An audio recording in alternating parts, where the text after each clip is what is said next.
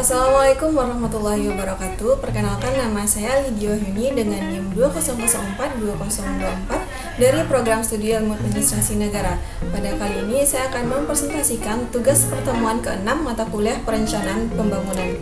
Adapun poin pembahasan dalam presentasi kali ini itu terbagi menjadi dua. Yang pertama itu langkah-langkah dalam perencanaan pembangunan, dan yang kedua ada strategi dalam perencanaan pembangunan. Oke, yang pertama langsung saja kepada langkah-langkah dalam perencanaan pembangunan.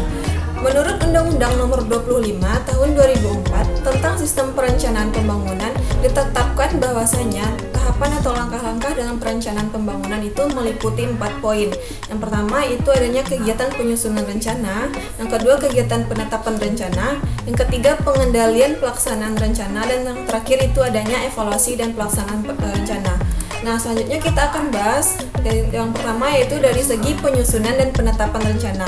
Dari penyusunan dan penetapan rencana pembangunan itu dibedakan menjadi beberapa poin juga. Yang pertama itu adanya penyusunan dan penetapan rencana pembangunan jangka panjang itu baik nasional maupun daerah.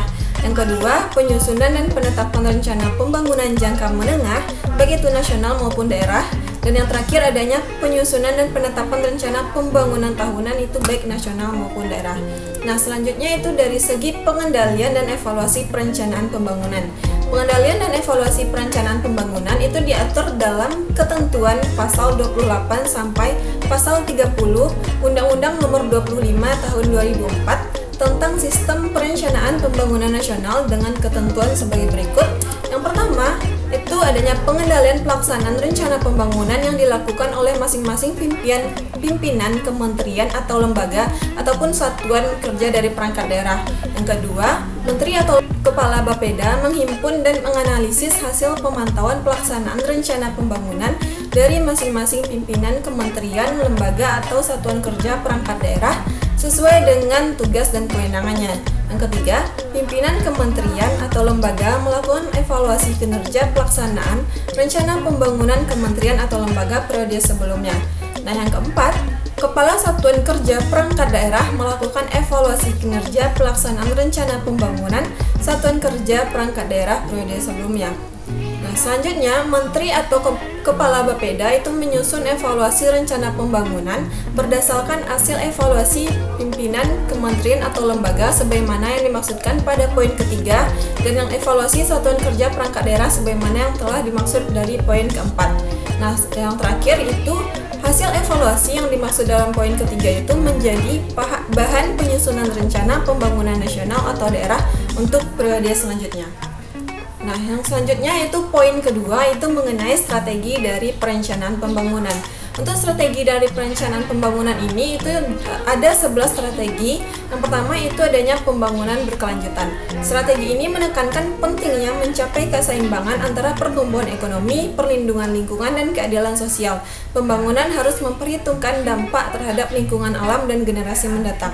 Yang kedua, peningkatan kualitas hidup masyarakat, yang mana berfokus pada peningkatan kualitas hidup masyarakat, termasuk akses yang lebih baik terhadap pendidikan, kesehatan, pelayanan dasar, perumahan yang layak ataupun pekerjaan yang layak. Yang ketiga itu pengentasan kemiskinan. Strategi ini menitik beratkan kepada pengurangan kemiskinan dan ketimpangan ekonomi dengan memperkuat sistem perlindungan sosial, mempromosikan kesempatan ekonomi, dan meningkatkan akses masyarakat terhadap sumber daya. Nah, yang keempat itu ada penguatan sektor ekonomi. Fokusnya itu pada pengembangan sektor ekonomi yang memiliki potensi dan pertumbuhan yang berdaya saing seperti industri, pertanian, dan pariwisata.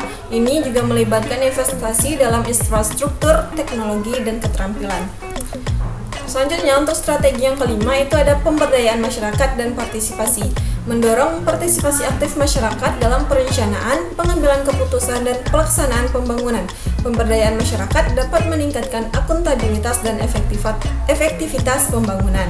Nah, yang keenam itu adanya inovasi dan teknologi. Memasukkan inovasi dan teknologi sebagai driver utama pembangunan ekonomi. Hal ini melibatkan investasi dalam riset dan pengembangan serta peningkatan akses masyarakat terhadap teknologi informasi dan komunikasi.